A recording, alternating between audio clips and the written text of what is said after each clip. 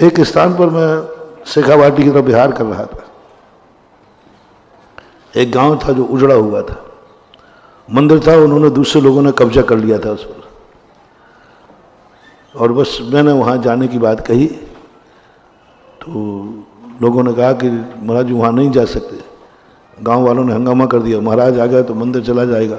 एक व्यक्ति ने जो कब्जा किए तो उसने माहौल ऐसा बना दिया कि दिगंबर साधु यदि नगर में प्रवेश कर गए तो मैं खून की नदियाँ बहा दूंगा। अरे सुधा सागर तो सुनने का आदि है ही। पानी की नदियाँ बहाए तो फिर भी छोड़ दे, खून की नदी में तो तैरना अपन को अच्छा आता है, पानी की नदी में नहीं आता। अब वो कलेक्टर साहब थे सीकर के, और वहाँ पर जो एसडीएम थे, जो सेकंड होते उप कलेक्टर, उन्होंने कहा साहब महाराज जी को रोको, वहाँ ऐसा ऐसा माहौल बन गया है और गांव में मीटिंगें हो रही हैं। तो कलेक्टर साहब थे उस समय, तो वो अपने अपर कलेक्टर से कहते हैं ये समाचार तुमने महाराज के पास तो नहीं भिजवाया? ये महाराज समाचार महाराज के पास तो नहीं भिजवाया? बोले साहब अभी तो नहीं भिजवाया, भिजवाना चाहता। बोले भिजवा मत देना, नहीं तो वो नहीं जाते होंगे तो जाएंगे। उनका नाम सुधा सागर है। वो कलेक्टर मुझे जानता था बहुत अच्छी तरह, बहुत अच्छी तरह जानता था। उसने कहा बोल मत देना, नहीं तो अभी तो फिलहाल उनका प्लानिंग कोई भरोसा नहीं, वो जाए या नहीं जाए 2 मिनट में पलट देंगे। लेकिन यदि ये कह दिया तो फिर तो पक्का है वो जाएंगे ही जाएंगे। हमारे लिए कुछ ज़्यादा मालूम नहीं था, चल रहे थे। फिर किसी ने कह दिया बात ऐसे, मैंने कि अब तो पक्का है। कलेक्टर साहब ने भी कहा महाराज को तो कोई रोक नहीं सकता। बोले उस गांव को छावनी बना दो। कलेक्टर के आदेश पर पूरा गांव छावनी बन गया।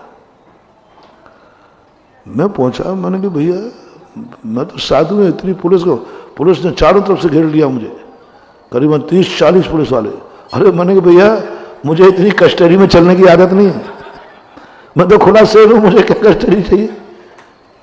बोले नहीं नहीं आप तो चलिए, आप तो जहाँ चल रहे हैं चलिए, हमारे लिए व्यवस्थाओं का। सीधे गए हम, सीधे मंदिर का ताला लगा था, चाबी उसने दी नहीं, खुला नहीं, तोड़ दिया। दिगंबर जैन मंदिर लिखा था, जो कब्जा किया तोड़ दिया। अंदर समोषण था, चतुर्मुख भगवान, सब भगवान बैठे हुए थे, और पूरे मंदिर पर उसने कुछ कुछ और लिख रखा था। हमने कहा आज रात्रि विश्राम यहीं होगा। पूरे मंदिर की हम बैठे रहे, मंदिर में गर्भालय में, और वो सफाई करते रहे जो बिहार में थे। शाम को मैंने उनसे कहा कि ये पता करो यहाँ के लोग कहाँ हैं। तो वहाँ के लोग वहाँ थे ही नहीं, सब बहुत दूर बंगाल चले गए। मैंने कहा नंबर पता करो। नंबर पता किया तो वो चिड़चिड़ा गया, साहब आपके यहाँ महाराज पधारे, आप इस गांव के हैं, आप थोड़ा कुछ बोलिए, कुछ कहिए, कुछ सहयोग करिए, आप तो बहुत बड़े आदमी हैं। उन्होंने कहा मुझे कोई लेना देना नहीं है, मतलब नहीं है मेरा, मैं 40 साल पहले वो छोड़ चुका हूँ, मेरे पिताजी वगैरह। मुझे कोई महाराज को जो दिखाए सो करे, मुझे कोई मतलब नहीं है, मुझे ना गांव से मतलब है ना मंदिर से। इतना बुरा जवाब दिया कि जैसे अजैन देता है। अब मैंने कहा क्या करूं?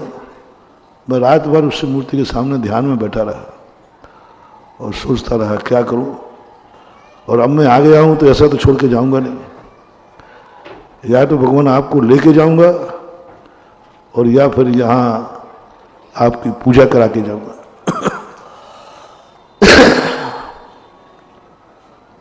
बस सुबह ठीक 5:30 बजे मैं सामायिक छोड़ करके, 5:45 बज गया होगा, ठंड का समय था, भगवान की वंदना करते करते बस एकदम ये भाव आया कि भगवान एक ऐसे स्थान पर बैठे थे, ठीक सेंटर पॉइंट पर, ब्रह्म स्थान पर, नाभि पर। कुछ लड़के धोती दुपट्टा पहन के आए। मैंने कहा भगवान को थोड़ा सा, करीबन 1 फुट के लगभग खिसका दो। छोटे भगवान थे, खिसका दिया, 1 फुट खिसकाया मात्र।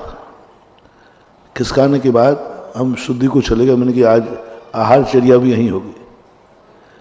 इतने में सारे गांव वाले आ गए। बोले महाराज जी आपके प्रति किसी एक व्यक्ति ने किया है ऐसा, और हमारे पूरे गांव को बदनाम कर दिया।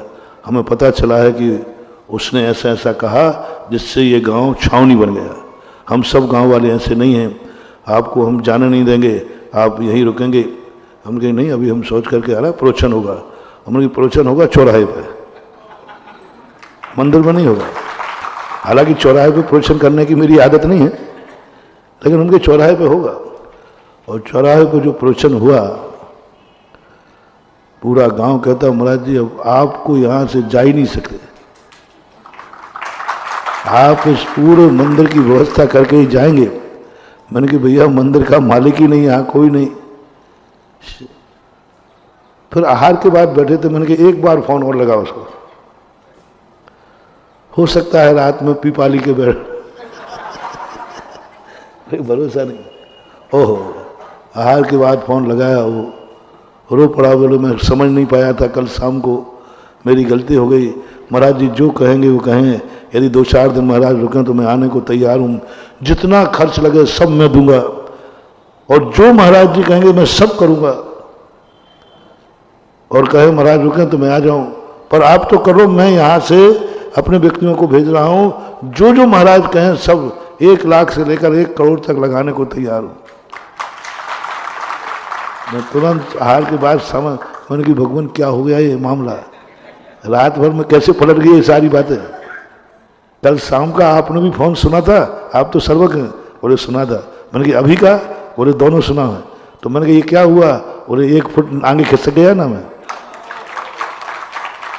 1 फुट आगे खिसकने की बात, पूरा गांव अपने पक्ष में, वो व्यक्ति अपने पक्ष में।